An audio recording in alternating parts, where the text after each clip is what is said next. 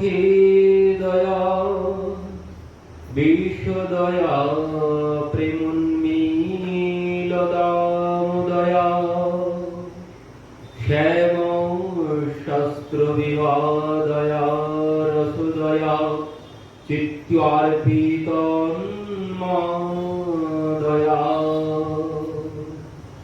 শাশ্বত ভক্তি বিনোদয়া সমদয়া সমাধুর্যদয়া চৈতন্য দয়া নিধে তব দয়া ভূয়াদ মন্দ্য দয়া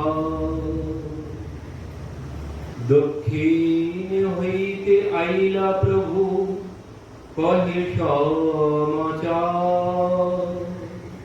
শুনি আনন্দিত হইল সচিমারণ্য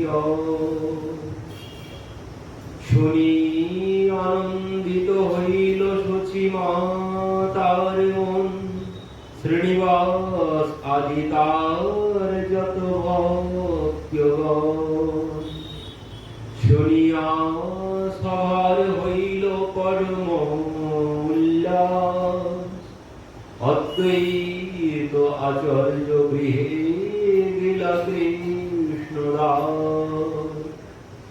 আচার্যের প্রসাদ দিয়া কইল নমস্কার সম্যক কহিল মহাপ্রভুর সমাচার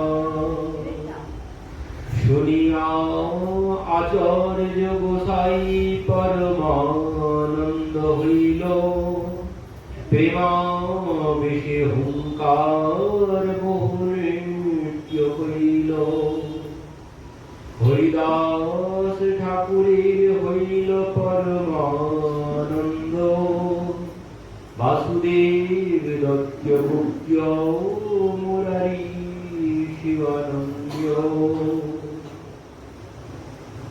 তো মহাপ্রভু দক্ষিণ দেশ থেকে যখন লীলাচলে ফিরে এসেছেন তো সেই কালাকৃষ্ণ দাসকে দিয়ে নিত্যানন্দ প্রভু নবদ্বীপে সংবাদ পাঠিয়েছেন। দেখুন একটি তত্ত্ব আছে এখানে, মহাপ্রভু কালাকৃষ্ণ দাসকে ত্যাগ করেছেন কিনা? মহাপ্রভু কালাকৃষ্ণ দাসকে ত্যাগ করে দিয়েছেন, কিন্তু নিত্যানন্দ প্রভু তাকে আমার কাছে টেনে নিয়েছে। মহাপ্রভু বলেই দিলেন যে একে আর আমি রাখবো না আমার সাথে। যে বললেন এখানে, দক্ষিণে গেলেন ইহ আমার সহিত ভট্টমারি হইতে গেলা আমায় ছাড়িয়া, ভট্টমারি হইতে ইহা আনিলা উদ্ধারিয়া, এবে আমি ইহা আনি করিল বিদায়, যাহা তাহা যাহ আমার সনে নাহি আর দায়। এত শুনি কৃষ্ণদাস কান্দিতে লাগিলা, মধ্যাহ্ন করিতে মহাপ্রভু উঠিয়া গেলা। মহাপ্রভু চলে গেলেন সেখান থেকে, বললেন আমার আর কোনো দায় নেই, আমি খুব কষ্ট করে একে ফিরিয়ে এনেছি। সেই বর্তমানী সম্প্রদায় তাদের সাথে চলে গিয়েছিল, তো বললেন আমার আর দায় নেই, আমি একে ফিরিয়ে এনেছি, তো এখান থেকে যেখানে খুশি যাক, আমার আর কোনো দায় নেই। তো পরবর্তীতে কি হয়েছে, নিত্যানন্দ জগদানন্দ মুকুন্দ দামোদর চারিজন যুক্তি করি তবে করিল অন্তর, গৌর দেশে পাঠাইতে চাহিয়ে একজন, আইকে কহিবে যাই প্রভুর আগমন। তো নিত্যানন্দ প্রভু সেই কৃষ্ণদাসকে কাছে টেনে নিলেন। তো বলছে এখানে কবিরাজ গোস্বামীপাদ যে ভক্তি পথে যদি অপরাধ হয়, ভক্তি পথে যদি কোনো অপরাধ হয়, এই কৃষ্ণদাস সে অপরাধ করেছে, সে মহাপ্রভুর সাথে গিয়েছিল, কিন্তু সে মহাপ্রভুকে ছেড়ে চলে গিয়েছিলেন। তাও কোথায়? মানে একজন স্ত্রী দর্শন করে তাদের সাথে চলে গিয়েছিলেন। তো বলছেন ভক্তি পথে যদি এমন অপরাধ হয়, নিত্যানন্দ প্রভুর চরণে গিয়ে আশ্রয় নিতে হবে, তিনি সমস্ত অপরাধ থেকে মুক্ত করবেন। তো সেই জন্যে নিত্যানন্দ প্রভু এনাকে কাছে টেনে নিয়েছেন। তো পরবর্তীতে সেই কৃষ্ণদাস তাকে অনেক প্রসাদ দিয়ে পাঠিয়েছেন, বললেন তোমার যে অপরাধ হয়েছে সেই অপরাধ খণ্ডন হবে কিসে? বলছেন এই প্রসাদ মাথায় করে নিয়ে যাও, পুরীধামের জগন্নাথের মহাপ্রসাদ, এই প্রসাদ মাথায় করে চললেই তোমার অপরাধ তো যাবেই। আর কি হবে, তুমি নবদ্বীপে যখন যাবে সেখানে গেলে সবাই প্রভুর কথা জিজ্ঞাসা করবে। তুমি দক্ষিণ ভারতে গিয়েছিলে প্রভুর সাথে, তো প্রভু কোথায় কি করেছে সব তুমি জানো, আর সবাই তোমার কাছে জিজ্ঞাসা করবে প্রভু কোথায় কি লীলা করেছে। তো তখন তুমি এই লীলা বর্ণনা করবে, সবাইকে বলবে, আর সবাইকে বললে কি হবে, প্রভুর এই লীলা বললে তোমার সমস্ত অপরাধ খণ্ডন হয়ে যাবে। এই জন্য বললেন যদি কোনো অপরাধ ভক্তি পথে হয়ে যায় নিত্যানন্দ প্রভুর চরণে গিয়ে আশ্রয় নিতে হবে, তিনি সেই অপরাধ থেকে বাইরে আসার পথ তিনি বার করবেন। তো এই জন্য সেই কৃষ্ণদাসকে দিয়ে সংবাদ পাঠানো হয়েছে। তো কৃষ্ণদাস এসেছেন মহাপ্রসাদ নিয়ে, মহাপ্রসাদ দিয়া তারে কইল নমস্কার, দক্ষিণ হইতে আইলা প্রভু কহে সমাচার। তো গৌড় দেশে আইলেন কৃষ্ণদাস, নবদ্বীপে গিয়ে তিনি শচী মায়ের কাছে সেই প্রসাদ দিলেন, দিয়ে প্রণাম করে প্রভুর সংবাদ দিলেন। এই সংবাদ পেয়ে শ্রীনিবাস আদি আর যত ভক্তগণ শুনিয়া সবার হইল পরম উল্লাস। অদ্বৈত আচার্যের গৃহে গেলা কৃষ্ণদাস, পরবর্তীতে অদ্বৈত প্রভুর গৃহে কৃষ্ণদাস গেলেন। আচার্যে প্রসাদ দিয়া কহিল নমস্কার, সম্যক কহিল প্রভুর সমাচার। অদ্বৈত প্রভুকে প্রসাদ দিলেন, দিয়ে প্রভুর আগমনের সংবাদ বললেন। শুনিয়া আচার্য গোসাই পরমানন্দ হইলা, প্রেমা বেশি হুঙ্কার বহু নৃত্য কইলা। অদ্বৈত প্রভু হুঙ্কার করতে শুরু করেছেন, নৃত্য করতে শুরু করেছেন এই সংবাদ দিয়ে। হরিদাস ঠাকুর ছিলেন অদ্বৈত প্রভুর কাছে, তো সেখানে হরিদাস ঠাকুরের হইল পরমানন্দ, বাসুদেব দত্ত গুপ্ত মুরারি শিবানন্দ, সবাই আনন্দে নাচতে শুরু করেছেন। আচার্য রত্ন আর পণ্ডিত বক্রেশ্বর, আচার্য নিধি আর পণ্ডিত গদাধর, শ্রীরাম পণ্ডিত আর পণ্ডিত দামোদর, শ্রীমান পণ্ডিত আর বিজয় শ্রীধর, রাঘব পণ্ডিত আর আচার্য নন্দন, কতে কহিব আর যত প্রভুর গণ। শুনিয়া সবার হইল পরম উল্লাস, সবে মিলি আইলা অদ্বৈত প্রভুর পাশ। আচার্যে কইল সবে চরণ বন্দন, আচার্য গোসাই কইল সভা আলিঙ্গন। দুই তিন দিন আচার্য মহোৎসব কইল, নীলাচল যাইতে তবে যুক্তি দিল কইল। তো সমস্ত ভক্তগণ শ্রীমান পণ্ডিত বিজয় শ্রীধর, রাঘব পণ্ডিত, আচার্য নন্দন সবাই অদ্বৈত প্রভুর গৃহে এসেছে। তো অদ্বৈত প্রভু সেখানে 2-3 দিন মহোৎসব করলেন সমস্ত ভক্তদের এক জায়গায় পেয়ে। পরবর্তীতে নীলাচল যাওয়ার জন্য সবাই আলোচনা করলেন। সবে মিলি নবদ্বীপে একত্র হইয়া নীলাদ্রি চলিল শচী মাতার আজ্ঞা লইয়া। প্রভুর সমাচার শুনি কুলীন গ্রামবাসী, সত্যরাজ পরমানন্দ মিলিল তাহা আসি। প্রভুর এই আগমনের সংবাদ পেয়ে কুলীন গ্রামবাসী সত্যরাজ পরমানন্দ মিলিলা তাহা আসি। মুকুন্দ নরহরি রঘুনন্দন খণ্ড হইতে আচার্য ঠাই আইলা নীলাচল যাইতে। সেই কালে দক্ষিণ হইতে পরমানন্দপুরী, গঙ্গা তীরে তীরে আইলা নদিয়া নগরী। বলছেন এই যে সময় কৃষ্ণদাস নবদ্বীপে গিয়ে সংবাদ দিয়েছে, তো সে সময়ই শ্রীরঙ্গ পুরীপাদ মহাপ্রভুর সাথে আগেই দক্ষিণ ভারতে দর্শন হয়েছিল। তো সেই শ্রীরঙ্গ পুরীপাদ তিনি বলছেন গঙ্গা ধরে ধরে তিনি সেই নবদ্বীপে এসে উপস্থিত হয়েছেন। সেই কালে দক্ষিণ হইতে পরমানন্দপুরী গঙ্গা তীরে আইলা নদিয়া নগরী। তিনি গঙ্গার তীর ধরে নদিয়া নগরীতে এসে উপস্থিত হয়েছেন। তিনি গঙ্গা স্নান করলেন, মহাপ্রভুকে বলেছিলেন আমি গঙ্গা স্নানে নবদ্বীপে গিয়ে স্নান করব। দক্ষিণ ভারত থেকে মহাপ্রভুর সাথে যখন দেখা হয়েছে, তো তিনি এই জন্যই নবদ্বীপে এসেছেন। তো নবদ্বীপে এসে শুনতে পেলেন যে মহাপ্রভু ফিরে এসেছেন দক্ষিণ ভারত থেকে।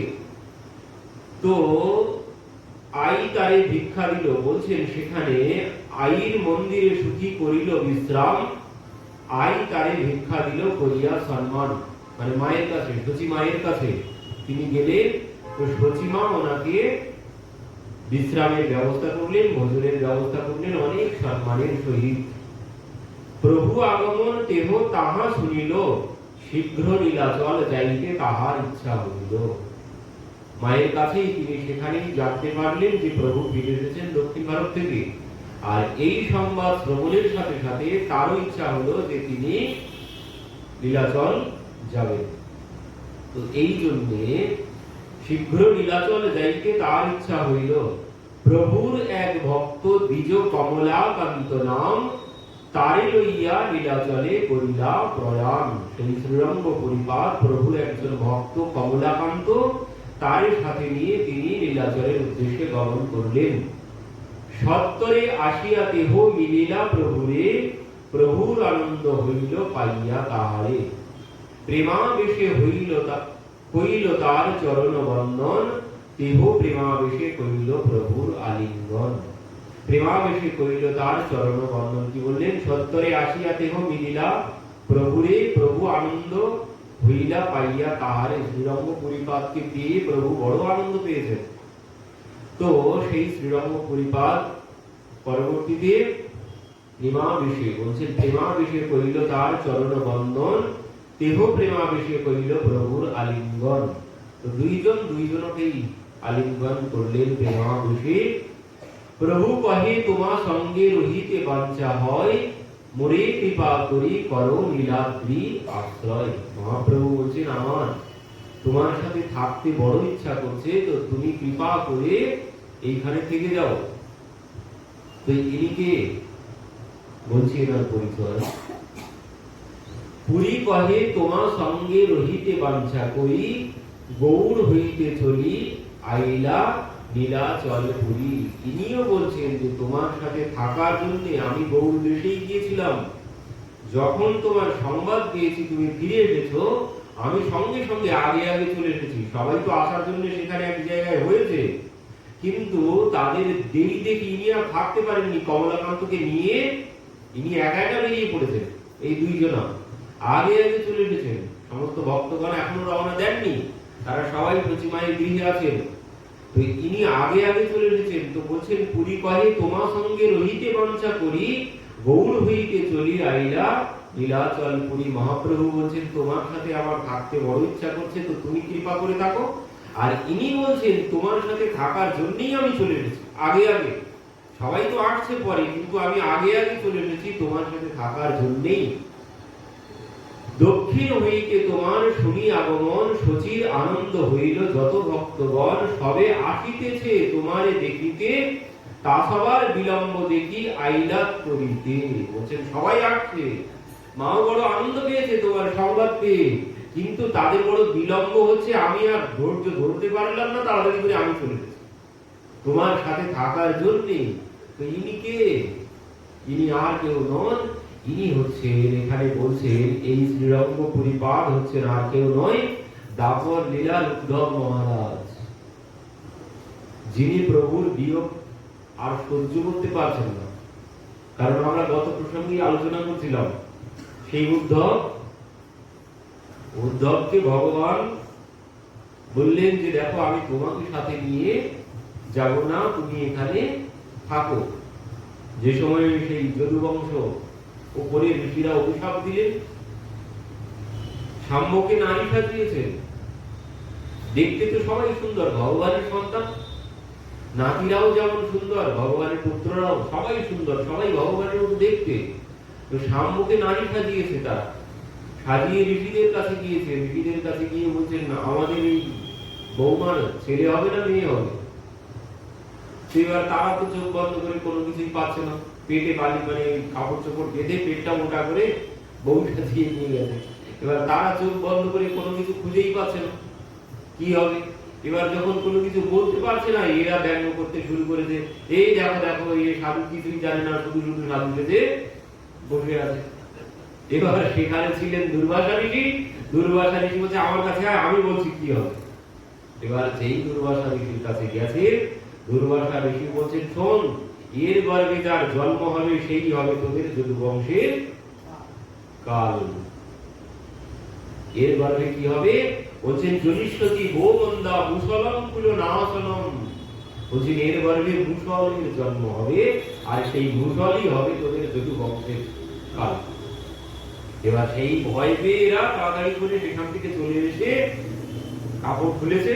যেই কাপড় খুলেছেন দেখছেন ওই কাপড়ের ভিতর থেকে একটা লোহার খন্ড মুসল বেরিয়েছে। হায় হায়, এ তো ঋষিদের অভিশাপ। তো সঙ্গে সঙ্গে তারা ভয় পেয়ে গেছে। ভগবান তো বলেননি, বলেছেন উগ্রসেনকে, মানে দাদুকে, দাদা সম্পর্ক উগ্রসেন। তো দাদুকে গিয়ে বলেছেন, তো উগ্রসেন বলছেন দেখো কৃষ্ণকে জানিও না, তোমরা এক কাজ করো, তোমরা ওই সমুদ্রের কূলে গিয়ে ওই মুসল ঘষে ঘষে, লোহায় বা পাথরে ঘষে ঘষে ওটা সমুদ্রের জলে ভাসিয়ে দাও, তাহলে আর কোনো কিছু হবে না। কিন্তু কি হয়েছে, এবার 56 কোটি যদুবংশ, একজনারই বংশ সব, যেখানে 56 কোটি বংশধর, এবার তো প্রতিদিন সেখানে জন্ম মৃত্যু হচ্ছে, হবেই, কারণ না কারো জন্ম হচ্ছে, কারণ না কারো মৃত্যু হচ্ছে। এবার এই জন্ম আর এই মৃত্যুর মধ্যে এই যে অসৌচ হতো, এর জন্য সবাই বিরক্ত হয়ে যাচ্ছে। এক অসৌচ শেষ হয় না তো আর একজন মারা যায়, এক জন্ম অসৌচ শেষ হয় না তো আর একজনের জন্ম হয়। তো এই জন্যে এরা খুব সমস্যায় পড়ে গেছে। তো ভগবান একদিন, তিনি তো সবই জানেন, তো তিনি সবাইকে এক জায়গায় করে বলছেন, জানো তোমরা কেউ না কেউ কোনো অপরাধ করেছো, না হলে এমন ভাবে আমাদের অসহজ কাটছেই না, একের পর এক অসহজ লেগেই আছে, অসহজ লেগেই আছে। তো তোমরা কোথাও না কেউ, আমার বংশধর কেউ কোথাও না কোথাও কোনো অপরাধ করেছো, তো তার জন্যই এই অবস্থা হয়েছে। বলো তোমরা কোথায় অপরাধ করেছো, মানে তাদের মুখ থেকে বার করার জন্য তিনি এই কথা বলেছেন। তো এবার তো তারা সব ভয় পেয়ে গেছে, তখন তারা ভয় পেয়ে বলে ফেলেছেন যে এই এই ঘটনা। তো ভগবান বলছেন দেখো তোমরা যখন অপরাধ করেই ফেলেছো সাধু সন্তের চরণে, এই অপরাধ খণ্ডন করতে হবে। তো বললেন এই অপরাধ খণ্ডন হবে কি করে? তো বলছেন এই অপরাধ খণ্ডন হবে, আমি শুনেছিলাম তোমরা যদি এখান থেকে গিয়ে ওই সোমতীর্থে, সোমনাথ যেখানে আছে প্রভাস ক্ষেত্রে, ওখানে গিয়ে যদি মহাদেবের আরাধনা করো, ওখানে গিয়ে দান যজ্ঞ পূজা পার্বণ করো, তাহলে তোমাদের অভিশাপ থেকে তোমরা মুক্ত হয়ে যাবে। কেন বলছেন, সেখানে ওই চন্দ্র সে অভিশাপ থেকে মুক্ত হয়েছিল, চন্দ্রকে গুরুদেব বৃহস্পতি অভিশাপ দিয়েছিল। তো সে ওই সোমনাথে গিয়ে মহাদেবের জটায় গিয়ে, মানে কয় রোগ, আর একদিন হলেই তো চন্দ্র ভ্যানিশ, চন্দ্র আর থাকতোই না। তো তাড়াতাড়ি করে গিয়ে ওই মহাদেবের জটায়ের মধ্যে গেলেন, তার জন্য ক্ষয় রোগ আর তাকে শেষ করতে পারেনি। তো ভগবান তাদেরকে এই কথা বললেন, তো তোমরাও যদি সেই সোমনাথে গিয়ে মহাদেবের আরাধনা করো, সেখানে দান যজ্ঞ করো। কারণ কি বলছেন, দুঃসময়ে যখন খারাপ সময় আসে তখন কি করতে হয়, তখন দান যজ্ঞ করতে হয়। তখন যদি দান করি, তখন যদি কোনো দান করা হয়, সব থেকে সহজ কাজ। দেখা যাচ্ছে সংসারে আপদ বিপদ দুঃখ কষ্ট যন্ত্রণা লেগেই আছে, ভগবান বলছেন তখন কি করতে হবে এই কষ্ট থেকে বাইরে আসার জন্য? বলছেন তখনই সঙ্গে সঙ্গে অর্থ দান করা শুরু করো, তাহলে দুঃখ আস্তে আস্তে দেখবে কমে যাবে। তো ভগবান এদেরকে বোঝালেন এই কথা। তো এরা তো খুব আনন্দ পেয়ে গেছে, তাহলে আমরা যাবো প্রভাস ক্ষেত্রে যজ্ঞ করতে। ওদিকে উদ্ধব দূরে বসে বসে এই কথা সব শুনেছিলেন। উদ্ধব ভগবানের দিকে এবার চোখ পাকাচ্ছেন, এবার এই চোখ পাকানো দেখে ভগবান উদ্ধবের কাছে এসেছে, কি ব্যাপার, তুমি আমার দিকে এইভাবে তাকাচ্ছ কেন? উদ্ধব তখন বলছে, দেখো তুমি এদেরকে যে কথা বললে, তুমি অভিশাপ মুক্ত করার জন্য এদেরকে সেই প্রভাস ক্ষেত্রে সোমনাথ তীর্থে তুমি এদেরকে নিয়ে যেতে চাও, তো তুমি সেই অভিশাপ মুক্ত করার জন্য এখান থেকে এদেরকে নিয়ে যেতে চাও, না অভিশাপ লাগানোর জন্য এদেরকে এখান থেকে নিয়ে যেতে চাও? আর যেই বলেছেন ভগবান কি উদ্ধবের মুখ চেপে ধরেছে, একদম এই কথা উচ্চারণ করো না, কারণ সবাই জেনে ফেলবে। কেন? বলছেন উদ্ধব বলছেন আমি সব জানি। কি জানো? বলছেন আমি জানি এই দ্বারিকাতে কোনো অশৌচ লাগে না, কোনো অভিশাপ লাগে না, এখানে কোনো অমঙ্গল কোনো কিছু নেই। কেন? বলছেন এটি বিশ্বকর্মার সৃষ্টি ভূমি, এই সৃষ্টি বিশ্বকর্মার সৃষ্টি, যেখানে ব্রহ্মার সৃষ্টি সেখানে আছে অশৌচ, সেখানে আছে অভিশাপের ক্রিয়া, এখানে কোনো অভিশাপের ক্রিয়া নেই, অভিশাপ লাগেইনি। বলছে তোমার বংশধর কারো অভিশাপ লাগেনি এখানে, এরা যতক্ষণ এখানে থাকবে এদের কোনো অভিশাপ লাগবে না। তুমি যা যুক্তি করেছো, এখান থেকে ওরা যেই বাইরে যাবে সঙ্গে সঙ্গে ওদের অভিশাপ লেগে যাবে। ভগবান বলছে তুমি তো সব জানো। তো বলছেন তাহলে তুমি সবাইকে এখান থেকে নিয়ে যেতে চাও? তো বলছেন হ্যাঁ আমি সবাইকে এখান থেকে নিয়ে যেতে চাই অভিশাপ লাগানোর জন্য। কেন? বলছেন আমি এই জন্যে এদেরকে এখান থেকে নিয়ে যেতে চাই, এরা আমার পুত্র হয়ে সাধু সন্তকে এইভাবে অপমান করেছে, আমার পুত্র হয়ে আমি থাকা অবস্থাতে এরা সাধু সন্তকে এইভাবে অপমান করছে, আর আমি যখন না থাকবো এরা তখন কি করবে? আমি থাকা অবস্থাতে এরা সাধু সন্তকে গিয়ে অপমান করছে, আর আমি না থাকলে তো এরা আর কোনো কিছুই মানবে না। আর এই জন্যেই সমস্ত পৃথিবী এদের জন্যই শেষ হয়ে যাবে, কারণ এরা বলবে আমরা ভগবানের সন্তান। এই জন্যে এদেরকে আমি এখানে রেখে যেতে চাই না, কারণ শক্তির উপরে যদি নিয়ন্ত্রণ না থাকে সে শক্তির নাশের কারণ হবে। রাবণ কেন এমন হয়েছে? কারণ রাবণকে পরিচালনা করার মতো কেউ ছিল না, দুর্যোধনকে পরিচালনা করার মতো কেউ ছিল না, তার পিতা তাকে শাসন করতে পারে না। যদি যিনি যতই শক্তিমান হোক না কেন, তার উপরে যদি একজন শাসক থাকে সে চেপে থাকবে, আর যদি কোনো শাসক না থাকে সবাই শক্তি দেখাতে শুরু করবে, যা কিছুদিন আগে দেখাতে শুরু করেছিল সবাই এবার শান্ত হয়ে গেছে। কেন? এখন একজন শাসক আছে কন্ট্রোল করার জন্য, এই জন্য সবাই এখন শান্ত আছে। কিন্তু যদি কন্ট্রোল করার পরিচালনা করার উপরে মাথা যদি না থাকতো, যে যার মতো শক্তি দেখাতে শুরু করে দিয়েই ছিল, প্রায় চারিদিকে যে যার মতো শক্তি দেখানো শুরু করেছিল, তার এই শক্তিকে তারা যেমন ভালো কর্ম করবে তেমন খারাপ কর্ম করবে। তো এই জন্য ভগবান বললেন দেখো আমি যখন থাকবো না, এরা যখন থাকবে এরা ওই শক্তি খারাপ কাজেও করবে, ভালো কাজেও ব্যবহার করবে। তো এই জন্য এই সংসার ধ্বংস হয়ে যাবে। এদের জন্য আমি যদি এদেরকে রেখে যাই, তো এই জন্য আমি এদেরকে এখানে আর রেখে যাবো না। আর এই জন্যই এই নাটক করেছি আমি। তো এবার এরা তো সবাই আনন্দে নাচতে শুরু করেছে, আমরা অভিশাপ থেকে মুক্ত হয়ে যাব। তো তার জন্য যাওয়ার জন্য সবাই তৈরি হচ্ছে ওদিকে, আর এদিকে উদ্ধবকে নিয়ে ভগবান জ্ঞান দিচ্ছেন। কেন? উদ্ধবকে বলছেন উদ্ধব বলছেন তাহলে আমিও যাব? তো বলছেন না, তোমাকে আমি নিয়ে যাব, তোমাকে আমি নিয়ে যাব না। তো বললেন আমি কি করবো একা একা? বললেন তুমি এখানে থাকবে, আর এখান থেকে এই দ্বারিকা কেউ তো থাকবে না, তো তুমি এখান থেকে চলে যাবে। তো কোথায় যাব? তো উদ্ধব বলেই ফেলেছে তাহলে আমি বৃন্দাবনে যাব। ভগবান বললেন না, তুমি বৃন্দাবনে যেতে পারবে না, তুমি যাবে বদ্রিকাশ্রম। আগে বদ্রিকাশ্রম যেতে হবে, তারপর বৃন্দাবন যেতে হবে। কেন? আগে বদ্রিকাশ্রম গিয়া তপস্যা করো, সাধনা করো, তারপর তুমি বৃন্দাবনে যাবে। তো এই জন্য এবার উদ্ধবকে ভগবান শিক্ষা দিতে শুরু করেছেন। যেমন মহাভারতে অর্জুনকে গীতা শুনিয়েছেন, ঠিক তেমন উদ্ধব গীতা এখানে শোনাতে শুরু করেছেন উদ্ধবকে। উদ্ধব একের পর এক প্রশ্ন করেছেন, আমি তো একা থাকবো, তো সবকিছু সমাধান। সেই জন্য ভগবান উদ্ধবকে করে গেলেন। তো উদ্ধব যত প্রশ্ন করেছেন ভগবান সেখানে সব উত্তর দিয়েছেন একাদশ স্কন্ধে। তো এইখানে এই যদুবংশীগণ তারা পরবর্তীতে ভগবান এখান থেকে তাদেরকে নিয়ে চলে গেল। এবার সেখানে কি ওই যজ্ঞ শুরু হলো, প্রভার যজ্ঞ, যেটি কীর্তনে আছে যেটি প্রভার যজ্ঞ। তো সেখানে গিয়ে অনেক যাগ যজ্ঞ দান পূজা ব্রত অনেক কিছু হলো।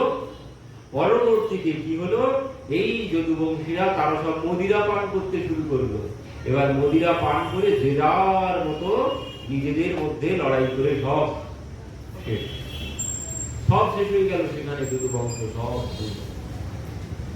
তো এই জন্যে পরবর্তীতে সেখান থেকে উদ্ধব চলে গেলেন বদ্রিকাশ্রম। তো মাঝখানে সেই বিদুর কাকার সাথেও দেখা হয়েছিল। পরবর্তীতে উদ্ধব বদ্রিকাশ্রম গেলেন। তো সেই উদ্ধব তিনি আর থাকতে পারছেন না ভগবানকে ছেড়ে। তো এই জন্যে সেই উদ্ধব হচ্ছেন এই শ্রীরঙ্গপুরী কলিযুগে। তো সেই উদ্ধব আর শ্রীরঙ্গপুরী হয়ে তিনি এই তীর্থে তীর্থে ভ্রমণ করছেন।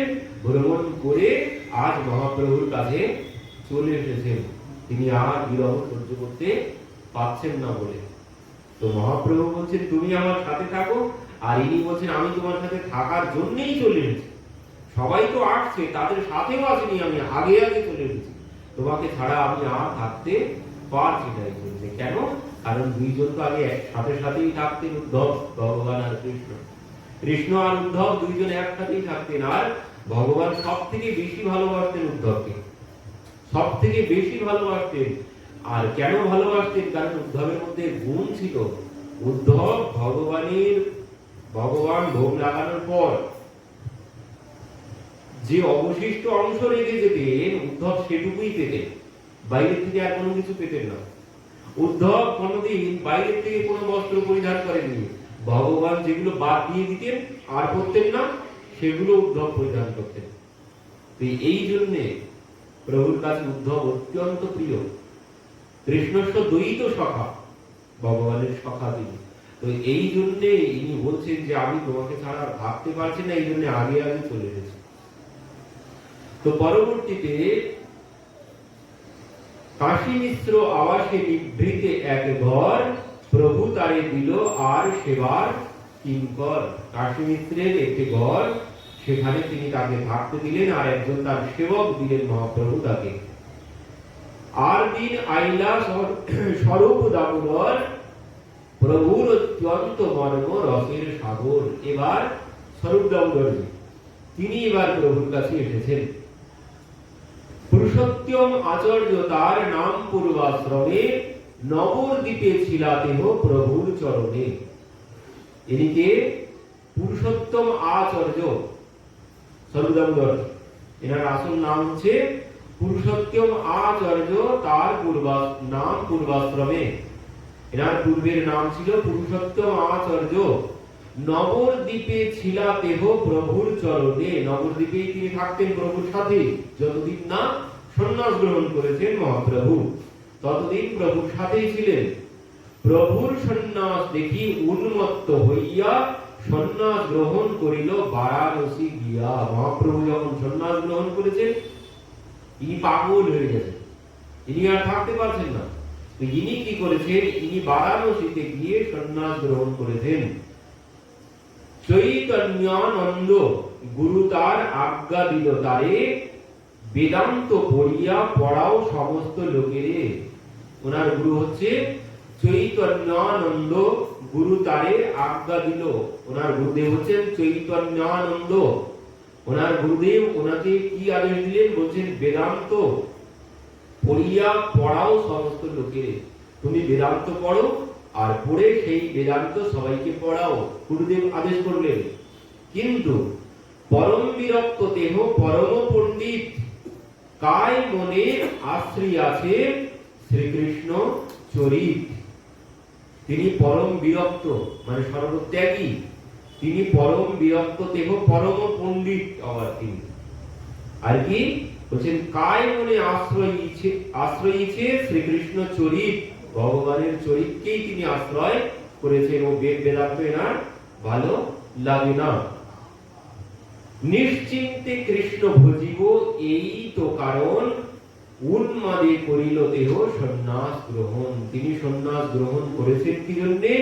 তিনি সন্ন্যাস গ্রহণের তার একটাই কারণ, কৃষ্ণ ভজনা। এই জন্য তিনি সন্ন্যাস গ্রহণ করেছেন। সন্ন্যাস করিল শিখা সূত্র ত্যাগ রূপ, যোগপট্ট না হইল নাম হইল স্বরূপ। কি করলেন?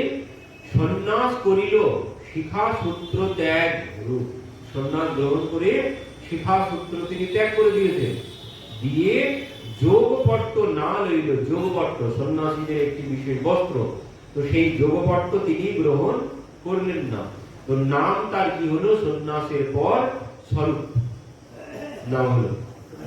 আগে নাম ছিল পুরুষোত্তম আচার্য, তো সন্ন্যাস গ্রহণের পর নাম হলো স্বরূপ। গুরু ঠাই আজ্ঞা মাগি আইলা লীলা চলে, রাত্রি দিন কৃষ্ণ প্রেম আনন্দ বিহব্বরে। গুরুদেবের কাছ থেকে আদেশ নিয়ে তিনি নীলাচলে এলেন। নীলাচলে এসে রাত্রি দিন কৃষ্ণ প্রেম আনন্দ বিহব্বরে, রাত্রি দিন ওই কৃষ্ণ প্রেমের মধ্যে তিনি ডুবে থাকেন। কৃষ্ণ কথার মধ্যে, কৃষ্ণ লীলার মধ্যে তিনি রাত্রি দিন ডুবে থাকেন। পাণ্ডিত্যের অবধি কথা নাহি কারো সনে, নির্জনে রহেন সব লোক নাহি জানে। বললেন পাণ্ডিত্যের অবধি কথা নাহি কারো সনে, নির্জনে রহেন মানে নির্জনে একা একা তিনি থাকেন, সব লোক নাহি জানে। কৃষ্ণ রস তত্ত্ববেত্তা দেহ প্রেম রূপ, সাক্ষাৎ মহাপ্রভুর দ্বিতীয় স্বরূপ। কি বললেন? কৃষ্ণ রস তত্ত্ববেত্তা মানে কি? ললিতা সখী। স্বরূপ দামোদর কে? স্বরূপ দামোদর তো আর কেউ না, ললিতা সখী। এই জন্য বলছেন তিনি তো ভগবানের সবকিছু জানবেন। তো তিনি কি বলছেন? কৃষ্ণ রস তত্ত্ববেত্তা দেহ প্রেম রূপ মানে প্রেমের দেহ এরা।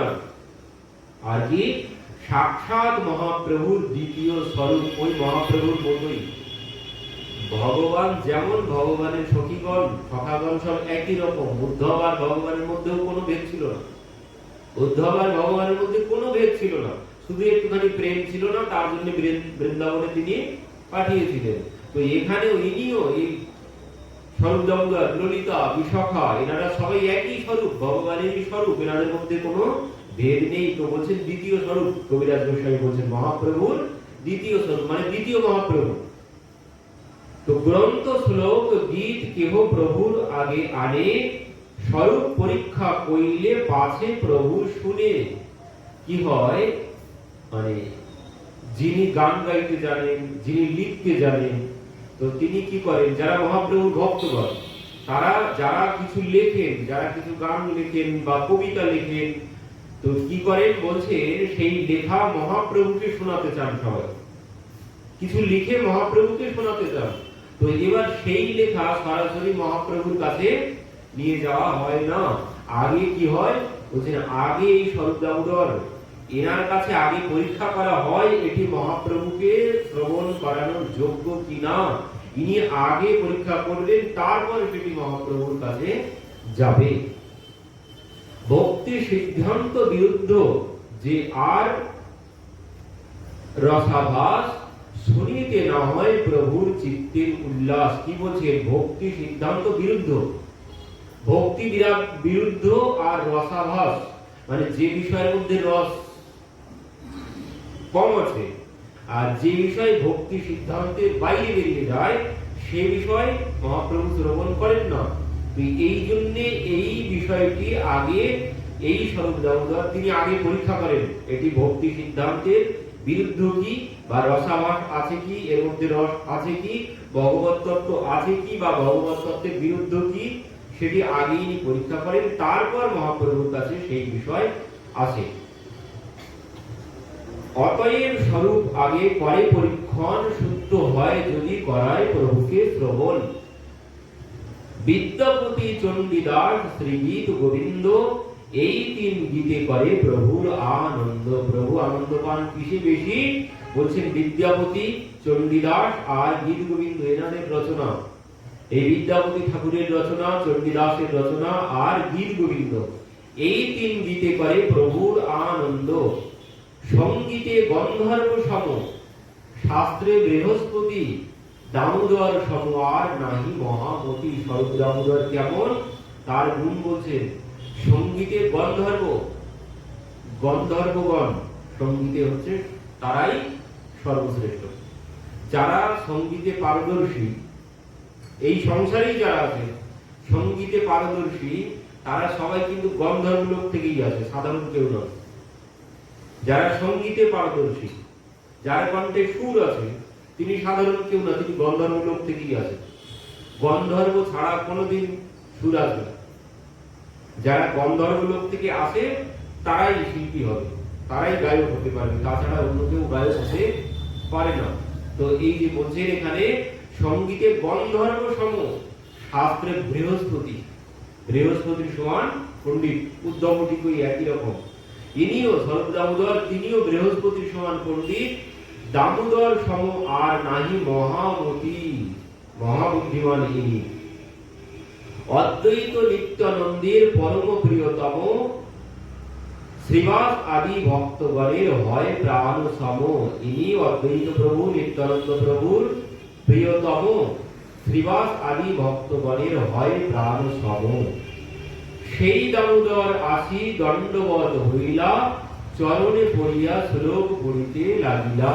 এই স্বরূপ দামোদর তিনি মহাপ্রভুর কাছে এসেছেন এবার। তো তিনি এসে মহাপ্রভুর চরণে পড়ে মহাপ্রভুর বন্দনা করছেন। কি বলছেন, পণ্ডিত ব্যক্তি তো, ইনি যা বলেছেন উচ্চারণ করা বড় কঠিন। ইনি কি বলছেন দেখুন,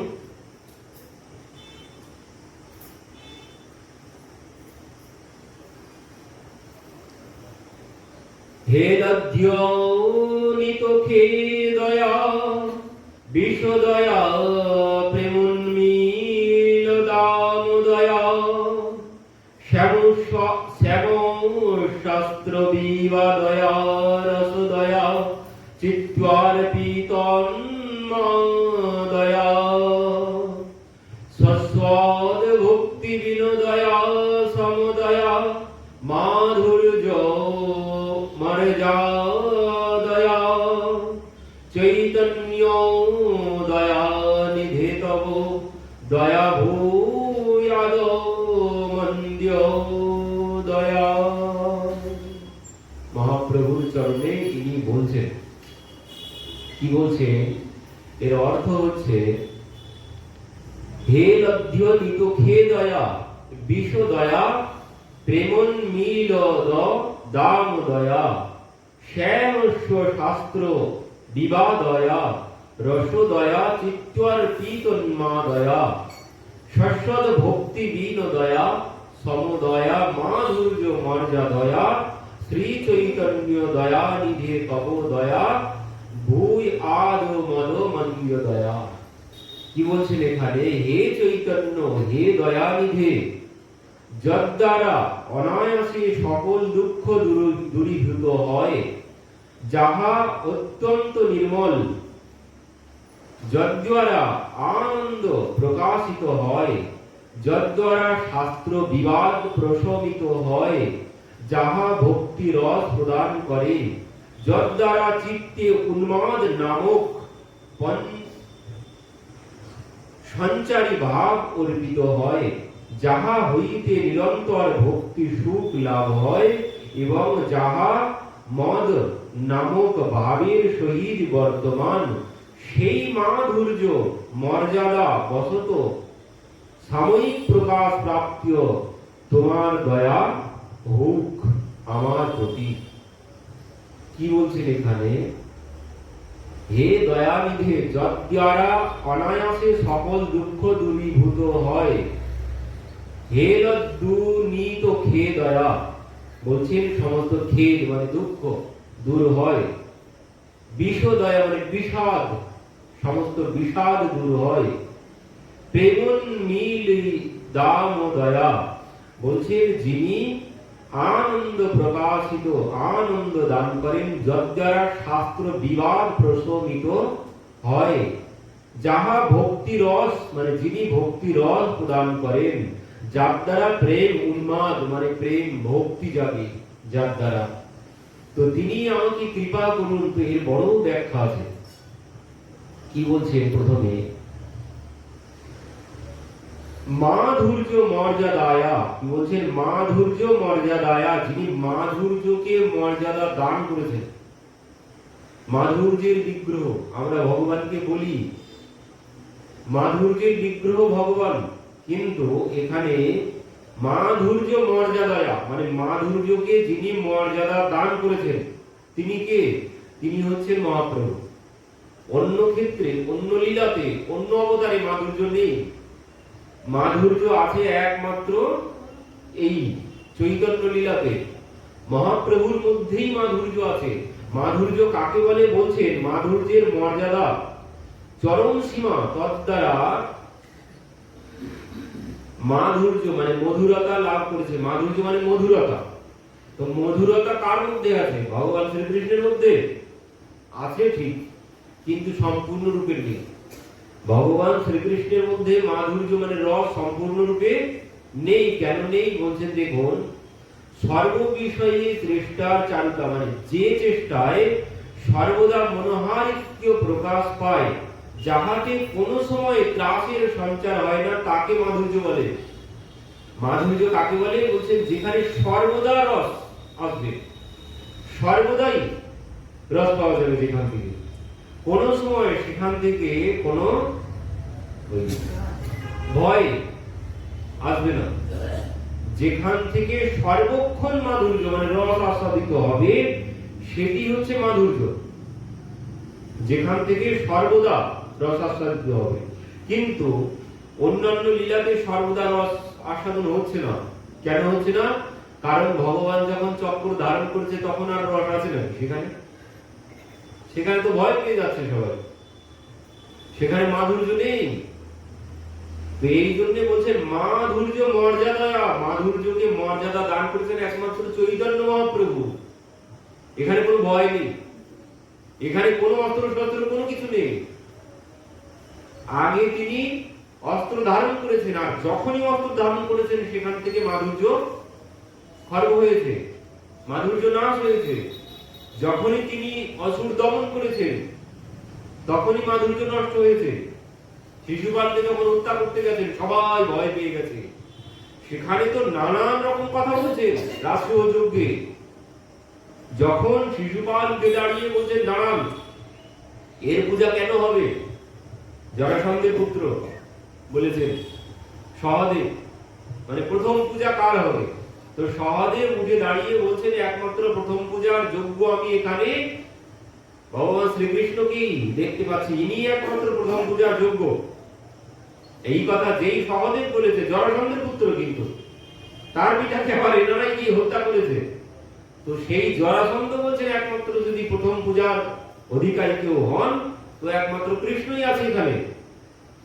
সেই কথা ইনি যেই বলেছেন, পিতামহ ভীষ্মদেব সেখানে দাঁড়িয়ে উঠেছেন, বলছেন আমি সহদেবের কথায় সম্পূর্ণরূপে সম্মতি জানাচ্ছি। এই কথা শ্রবণ করে ধর্মরাজ পূজা করতে চলেছে। ভগবানের প্রথম পূজা হবে রাষ্ট্রীয় যজ্ঞে। এবার যেই পূজা করতে চলেছেন শিশুপাল আর থাকতে পারলেন না। শিশুপাল উঠে দাঁড়িয়ে বলছেন দাঁড়ান দাঁড়ান, এর পূজা কেন হবে? কিসের যজ্ঞ? কেন? বলছেন একজন বালক বলল, সহদেব সে বালক, আর একজন বৃদ্ধ। এক বালক বলল আর তাতে সম্মতি জানালো একজন বুড়ো। এদের দুইজনেরই ব্রেন নষ্ট হয়ে গেছে, এদের মাথা খারাপ হয়ে গেছে। এ বালক, এর কোনো বুদ্ধি নেই, আর ইনি বৃদ্ধ, এনারও বুদ্ধি নষ্ট হয়ে গেছে। এই দুজনার কথায় কেন এই কৃষ্ণের পূজা হবে অদ্রিক? এই দুজনার কথায় কেন কৃষ্ণের পূজা হতে যাবে? তো সবাই বলছেন কেন হবে না? তো বলছেন কেন হবে না তাহলে শুনুন। এবার তো বলতে শুরু করেছেন একের পর এক। বলছেন ভালো মানুষের জন্ম কোনোদিন জেলখানায় হয়? ভালো মানুষের জন্ম কোনোদিন জেলখানায় হয়? তারপরে হলো, তারপরে এর বাবা মায়ের কোনো ঠিক আছে? কেউ নির্দিষ্ট করে বলতে পারবে এর বাবা মাকে? এর বাবা মার কোনো ঠিক নেই, এর জন্ম হয়েছে জেলখানায়। তো ভালো মানুষের জন্ম কোনোদিন জেলখানায় হয় না, বাবা মায়ের কোনো ঠিক নেই। তারপরে একটু বড় হলো, তারপরে কি করেছে, চুরি করতে শুরু করেছে ঘরে ঘরে। পরবর্তীতে তো ছোটবেলায় চুরি করেছে, ঠিক আছে, তাতে কোনো অসুবিধা নেই, না ছেড়েই দিলাম, ছোটবেলায় করলো। বড় হয়েও তো আরো বড় বড় চুরি করতে শুরু করেছে। কেন বড় হয়ে কি চুরি করেছে?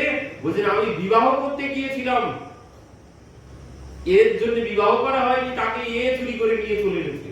আর যেই বলেছে শিশুপালের পক্ষের সবাই দাঁড়িয়ে উঠেছে, বলছেন আমাদের মহারাজ শিশুপাল ঠিক বলেছে। সবাই তো চারিদিকে ওইগুলি লড়ে শুরু করে দিয়েছে।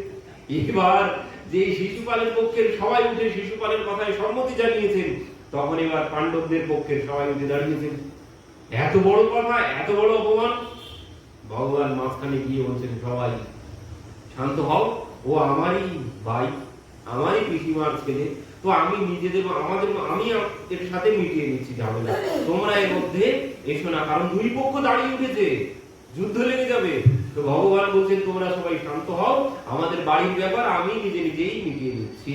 তো এবার তো শিশুপাল কিছুতেই শান্ত হচ্ছে, সবাই বসেছে, কিন্তু শিশুপালের পক্ষের কেউ আর বসতে চাইছে না। শিশুপাল একের পর এক বলে যাচ্ছে। এবার যেই ওই 100 বলা ছিল, 100 গালি আমি সহ্য করবো পিসিমা, ওর বাইরে গেলে কিন্তু আর আমি সহ্য করবো না। এবার ভগবান চুপচাপ বসে আছেন। যেই বলতে বলতে বলতে বলতে 100 পার হয়ে গেছে, সঙ্গে সঙ্গে সাবধান শিশুপাল বলে ভগবান দাঁড়িয়ে উঠেছে। সঙ্গে সঙ্গে সুদর্শন আবির্ভূত হয়েছে, আর শিশুপালের পক্ষের যারা যারা ছিল সব শান্ত, আর কোনো কথা নেই, আর কোনো কথা নেই। সুদর্শন দেখে মুহূর্তের মধ্যে সেই সুদর্শন শিশুপালের শিরচ্ছেদ করলো। আর এই দেখে সেখানে সবাই ভয়ে থরথর করে কাঁপতে শুরু করেছে। শিশুপালের পক্ষের সবাই সেখানে থরথর করে কাঁপছে। মাধুর সেখানে কিন্তু আর নেই, এখানে ভয়ে সবাই কাঁপতে শুরু করেছে, এখানে কোনো মাধুর্য নেই। তো এই জন্য এখানে বলছে যে মাধুর্য মর্যাদা, বলছেন মাধুর্যের মর্যাদা রেখেছেন একমাত্র চৈতন্য মহাপ্রভু। এনার কোথাও কোনো ভয় আছে? কোথাও কোনো ভয়ের জায়গা নেই। মাধুর্য প্রকৃত এখানেই আছে। ইনি কোনো জায়গায় কোনো অস্ত্র ধারণ করেননি। এখানে কি করেছেন বলছেন, যদিও ভগবান শিশুপাল আদি যাদেরকে হত্যা করেছেন সবাইকে তো তিনি মুক্ত করেছেন, কিন্তু মুক্ত করলে কি হবে, এই হত্যাকে তারা কেউ ভালোভাবে নেয়, তারা ভয় পেয়েছে। রাক্ষসরা তারা ভয় পেয়েছে, এই হত্যাকে তারা ভালোভাবে নিতে পারেনি। তো এই জন্য বলছেন মহাপ্রভু তিনি কোন জায়গায় যে রাম আদি অবতারে ওদের নানা অস্ত্র ধরে অসুরের করেছে সংহার, এবে অস্ত্র না ধরিব, প্রাণে কাউরে না মারিব, প্রেম দিয়া চিত্ত শুদ্ধি করিব সবার। তো এখানে কি করেছেন, প্রেম দান করেছেন। একমাত্র প্রেম যদি কোথাও থেকে থাকে এইখানেই আছে, অন্য কোথাও নেই। প্রেম সম্পূর্ণরূপে এখানেই আছে। ধরতে গেলেও যখন নিত্যানন্দ প্রভুকে সেই জগাই মাদাই আঘাত করেছেন, সঙ্গে সঙ্গে সুদর্শনকে ডেকেছেন। নিত্যানন্দ প্রভু কি বলছেন, সে কি কথা, তুমি তো আগেই বলেছিলে অস্ত্র ধারণ করবে না, তাহলে কেন তুমি সুদর্শনকে আহ্বান করলে? সঙ্গে সঙ্গে তিনি সম্বরণ করে নিয়েছেন। তো জগাই মাথায় এবার সঙ্গে সঙ্গে গিয়ে প্রভুর চরণে পড়েছেন। তো এখানে তিনি কি করেছেন, এই কলিযুগে পাপী তাপী মানে পাপীকে হত্যা নয়, পাপীর পাপকে হত্যা করেছেন। এই কলিযুগে কোন পাপীকে তিনি হত্যা করেননি। এই জন্য ভয়ের কোনো কারণ এখানে নেই। সর্বক্ষণ মাধুর্যের রস এখানে আস্বাদিত হবে। এখানে মাধুর্য কোথাও খর্ব হয়নি। এখানে সেই পাপী তাপীকে নাম দিয়েছেন, কাউকে আলিঙ্গন দিয়েছেন, দিয়েই তিনি প্রেম দান করেছেন। সবার মধ্যে তিনি এই প্রেম বিতরণ করেছেন। তো এই জন্য ইনি এই কথা বলছেন, মাধুর্য মর্যাদা, মাধুর্যকে তিনি মর্যাদা দান করেছেন এই লীলাতে। ভগবান মাধুর্যকে এই চৈতন্য লীলাতে, এই গৌর লীলাতেই মর্যাদা দান করেছেন। অন্য কোন লীলাতে সম্পূর্ণরূপে মাধুর্য নেই। তো একটা একটা মানে যে শব্দ আছে একটি একটি, এখানে প্রত্যেকটা শব্দের এমন এমন ব্যাখ্যা আছে। এখানে আরো কি বলছে পরবর্তীতে, আনন্দ দয়া মানে যিনি সর্বক্ষণ আনন্দ দান করেন সৎ চিত আনন্দ যিনি। কি বলছে, হে লব্ধ নিতক্ষে দয়া, বলছে হেলায় খেদ, বলছেন যাহার গৌরের মাধুর্য স্পর্শে আটিয়াছেন, এমনকি তাহার মাধুর্য মাধুরী মূর্তিটি যাহারা দেখিয়াছেন, তাদের সকলের দুঃখ অনায়াসে সম্মুখ রূপে দূরীভূত হইয়াছে। কি বলছে, হে লব্ধ নিতক্ষে দয়া, মানে দুঃখ, যারা প্রভুকে দর্শন করেছেন, বলছেন দর্শন নয়, ওই যে ধরো রে ভাই নামের মালা ঘুচে যাবে ত্রিতাপ জ্বালা, তো বলছেন এই নাম যিনি আশ্রয় করেছেন, প্রভুকে যিনি দর্শন করেছেন, সবার দুঃখ দূর হয়েছে, সবার দুঃখ দূর হয়েছে। এই কথা যিনি শ্রবণ করবেন তার দুঃখ দূর হবে। আরো কি বলছেন, মহাপ্রভু যে শিক্ষা অষ্টক দিয়ে গেছেন না, মানে শিক্ষা অষ্টকের দরকার নেই, মানে 8টি শিক্ষার দরকার নেই, প্রথম শিক্ষাটা গ্রহণ করতে পারলেই কল্যাণ। প্রথম শিক্ষা কি বলছেন, চেত দর্পণ মার্জন, একটি শিক্ষা, আর কিছু দরকার নেই, 8টির দরকার নেই, একটি শিক্ষা। কি বলছেন এখানে, চেত দর্পণ মার্জনম ভব মহা দাব অগ্নি নির্বাপন, আর কিছু দরকার নেই, এইটুকু গ্রহণ করতে পারলেই কল্যাণ, আর কোনো কিছু দরকার নেই। চেত দর্পণ মার্জনম ভব মহা দাব অগ্নি নির্বাপন। কি বলছেন, চেত দর্পণ মার্জনম, মানে চিত্তরূপী দর্পণ মার্জিত করো, ভব মহা দাব অগ্নি নির্বাপন, আগুন নিভে যাবে, যত দাবাগ্নি আছে সব দাবানল ঠান্ডা হয়ে যাবে। কিসে, ওই চিত্তমান করতে পারলে সমস্ত আগুন ঠান্ডা, মানে সমস্ত জ্বালা সমস্ত দুঃখ সব চলে যাবে, শুধুমাত্র চেত দর্পণ মার্জন, আর কিচ্ছু দরকার নেই। এইটুকু শব্দ গ্রহণ করতে পারলেই কল্যাণ হয়ে যাবে। চেত দর্পণ মার্জন, চিত্তরূপী দর্পণকে মার্জিত করতে পারলেই ভব মহা দাবাগ্নি নির্বাপনম, মানে ভব মহা দাবাগ্নি, সংসারের যত দাবাগ্নি, যত দাবানল আছে, যত যন্ত্রণা আছে, ওই ত্রিতাপ জ্বালা, যত প্রকারের যন্ত্রণা আছে এখানে, আদি দৈবিক, আধ্যাত্মিক, আদি ভৌতিক, সব দুঃখ চলে যাবে, সব দাবানল সব শান্ত হয়ে যাবে, যদি একটাই কাজ করতে পারি, চেত দর্পণ মার্জন, আর কিছু না। এইটুকু চিত্তরূপী দর্পণকে মার্জিত করতে হবে, ময়লা যেন না পড়ে। সমস্ত দুঃখের কারণ ওই একটাই, সমস্ত দুঃখের কারণ ওই ময়লা, এইখানকার ময়লাই সব দুঃখ টেনে আনে, আর কোনো কিছু না। এইখানে যত ময়লা পড়বে তত দুঃখ ভোগ করতে হবে, এখানকার কি যত পরিষ্কার থাকবে তত আনন্দ, যত পরিষ্কার থাকবে এই চিত্ত, যত পরিষ্কার থাকবে তত আনন্দ পাবো, আর এখানে যত ময়লা পড়বে তত দুঃখ। এই ছাড়া আর অন্য সুখ আর দুঃখের কোনো কারণ নেই। দুঃখের কারণ হচ্ছে ওই ময়লা যত হবে, আর সুখের কারণ পরিষ্কার করতে পারবে, আর কিচ্ছু না। এই পরিষ্কার করার জন্যই এই কথা ব্যবহার, ভগবান পাওয়ার জন্য নয়, কি এ কথা ভগবান পাওয়ার জন্য নয়, এই কথা শ্রবণ কীর্তন কিসের জন্য, এই চিত্ত মার্জিত করার জন্য। চিত্ত মার্জিত করতে হবে, তারপরে সবকিছু ভগবান পরে। কথা দিয়ে ভগবান পাওয়া যাবে না, কথা দিয়ে চিত্ত মার্জিত করতে হবে, পরিষ্কার করতে হবে, নাম দিয়েও কি করতে হবে, ও নাম দিয়ে চিত্ত মার্জিত করতে হবে, তাহলে কল্যাণ হবে। যতদিন না মার্জিত হচ্ছে ততদিন ও দুঃখও দূর হবে না, ভগবানও পাওয়া যাবে। আর যদি চিত্ত মার্জিত থাকে, কোনো দুঃখ আসবেই না, কোনো দুঃখ আসবে না। যদি চিত্ত মার্জিত থাকে, কোনো দুঃখ আমাকে স্পর্শ করতে পারবে না। যত দুঃখের কারণ এখানকার ময়লা মন, ওই যে গত দিনেও বলছিলাম, ওই দুঃখের কারণ কি, ওই উদ্ধব মহারাজকে ভগবান ওইখানে বসে বসে উদ্ধব জিজ্ঞাসা করেছেন উদ্ধব গীতাতে। উদ্ধব বলছেন দুঃখের কারণ কি, সংসারে সুখী হওয়ার মূল মন্ত্র কি, তো সেখানে ভগবান উদ্ধবকে বলছেন ওই দুঃখের কারণ ভগবান বললেন না, ভগবান গল্প শোনালেন উদ্ধবকে। সেই তিতিক্ষু ব্রাহ্মণ বলছেন দুঃখের কারণ এখানে কোনো কিছুই নয়, দুঃখের কারণ একমাত্র মন, মনে ময়লা জমেছে, তাই দুঃখ ভোগ করতে হচ্ছে। মন যদি পরিষ্কার থাকে কোনো দুঃখ আসবে না। যত দুঃখের কারণ হচ্ছে মন, ব্রাহ্মণ সে বলছে, কেন বলছে? কারণ সে কি করতো? এমন কৃপণ ছিল, মোটেই অর্থ ব্যয় করতো না, এমন কৃপণ ছিল।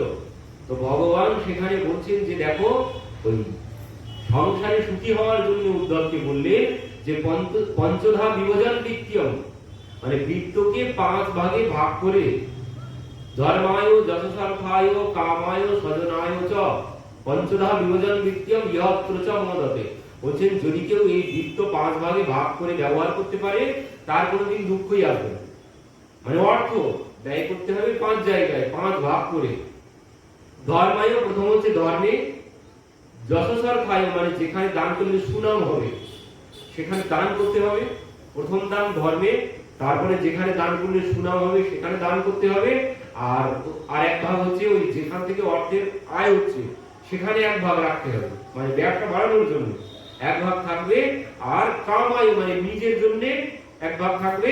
আর স্বজনায় চ আত্মীয়, বন্ধু বান্ধব, পিতা মাতা, পত্নী, পুত্র কন্যা তাদের জন্য 1 ভাগ। এই 5 ভাগে অর্থ ব্যয় করতে হবে। ভগবান বললেন যদি এই 5 ভাগে কেউ অর্থ ব্যয় করতে পারে কোনোদিন দুঃখ তার আসবেই না, তার কাছে দুঃখই আসবে না। তো কেন? সেখানে গল্প শোনালেন সেই ব্রাহ্মণের কথা, উজ্জয়িনীর ব্রাহ্মণ। তিনি কি করতেন? তিনি অর্থ ব্যয় করতেন না, পত্নীকে পূজা এলে 1 মাস আগের থেকে বাবার বাড়িতে পাঠিয়ে দিতেন। কেন? এনার ভাবনা কি ছিল? এনার ভাবনা, ইনি ভাবতেন আমি যখন বৃদ্ধ হয়ে যাব, আমার ছেলে মেয়ে যদি আমাকে না দেখে আমি তখন খাবো কি?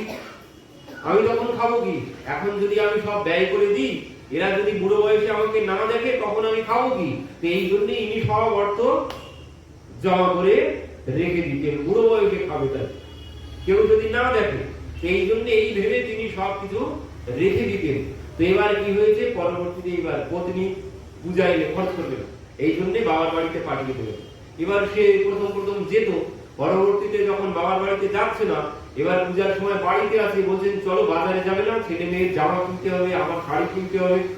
তো তখন ব্রাহ্মণ কি বলে, আলমারির মধ্যে এত আছে ওইগুলো আগে পরে ছিঁড়ে ফেলো, তারপরে আবার কিনা যাবে। এই ব্রাহ্মণ মোটেই কিনতে যাবে না। এবার কি হলো, পরের বছরও পূজা এসেছে, ওই একই কথা। এই দেখে তার পত্নী সহ্য না করতে পেরে বললেন থাকো তুমি, তোমার টাকা পয়সা জিনিসপত্র নিয়ে তুমি থাকো, আমি চললাম। ছেলে মেয়েকে নিয়ে যে বাবার বাড়িতে চলে গেল। এবার কি হলো, একদিন ওই একা রান্না করে খেতে গিয়ে পড়ে গিয়ে হাঁটুতে ব্যথা লেগেছে। এবার হাঁটুতে ব্যথা লেগে সেই হাঁটুর ব্যথা কাঁপতে কাঁপতে ও যত টাকা জমিয়ে রেখেছিল সব ব্যয় হয়ে গেল, হাঁটুর ব্যথা সারলো না। যত টাকা ছিল সব ব্যয় হয়ে গেছে, বাড়ি ঘর দোর যা ছিল সব বিক্রি করে দিয়ে ডাক্তার দেখিয়েছে, তবুও তার ব্যথা সারলো না। পরবর্তীতে এখন কি, খাওয়ারও কিছু নেই, থাকারও জায়গা নেই, গাছতলায় পড়ে আছে।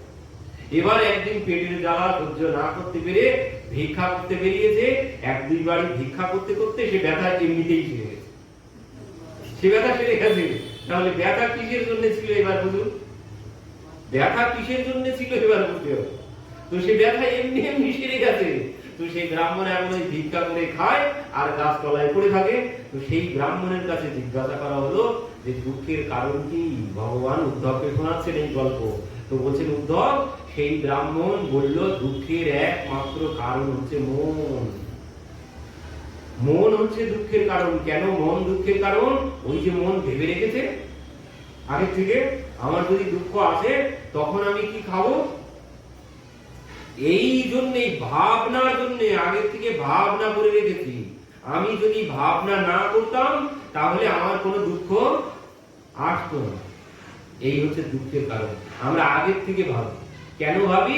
আমরা ভগবানকে বিশ্বাস করি না, আমরা ভগবানকে বিশ্বাস করি না, তাই আমরা আগের থেকে ভেবে এই যদি হয় সেই যদি হয়, আর এই হয় বাবার জন্যই সেটা তোমার সাথে হবেই হবে। তো বললেন এই কারণ হচ্ছে দুঃখের কারণ হচ্ছে মন। মন যদি না ভাবতো এই সমস্ত কিছু, যেখানে যেটি করার কর্তব্য যদি সেটি পালন করতো, তাহলে তার এই দুঃখ আসতো না। ভগবান বললেন তো একমাত্র দুঃখের কারণ হচ্ছে মন।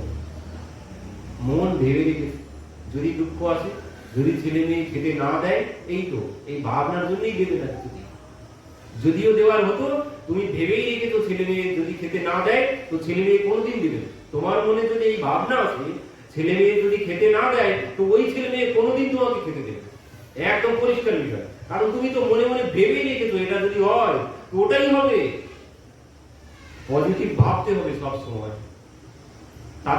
তাদের সামনে যদি তুমি বলো তোরা যদি খেতে না দিস, এই তো বাবা আগে থেকে ব্যবস্থা করেই রেখেছে, বাবা ভেবেই রেখেছে, তো ওটাই হবে।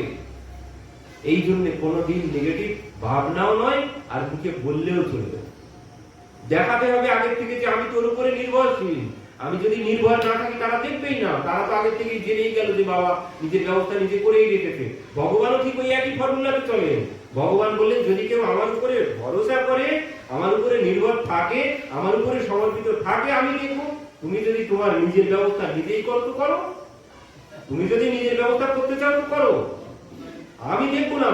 যদি কেউ আমার উপরে সমর্পিত হয়, আমার উপরে সম্পূর্ণরূপে সমর্পিত, একা দিয়ে নয়, যখন সম্পূর্ণরূপে সমর্পিত কেউ হবে তখন আমি তাকে সব দিক থেকে যোগক্ষেমম বহমহম, তার সব দায়ভার গ্রহণ করব।